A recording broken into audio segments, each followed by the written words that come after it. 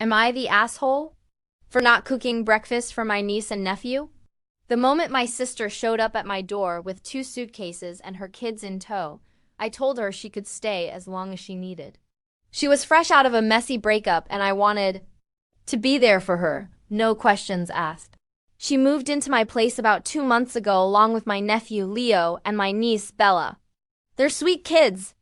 But after a while I realized something that caught me off guard. My sister, Emily, would sleep until nearly lunchtime most days, sometimes 1 p.m. I figured, fine, she's grieving and trying to recover. I'd give her space.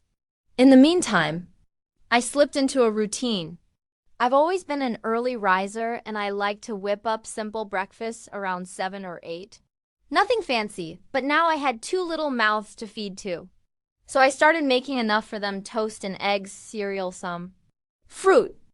Easy stuff, but then came the complaints. One morning I made huevos rancheros because I was craving it. Leo wrinkled his nose and said, "I don't want that."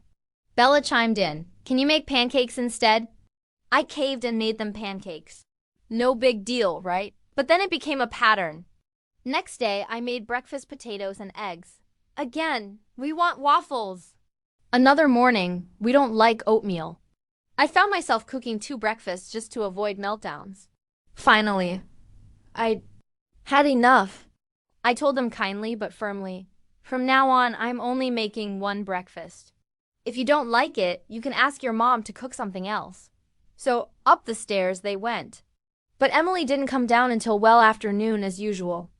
When she finally did, the kids ran to her crying, "Uncle Max wouldn't make us breakfast."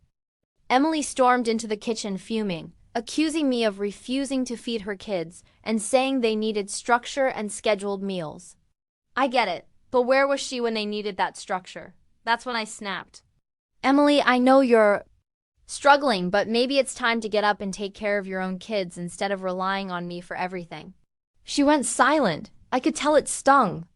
Since then, she's barely spoken to me, and the tension in the house is thick enough to slice with a knife. Now I'm wondering, was I too harsh? Should I have been more patient? Or was I just drawing the line where it needed to be?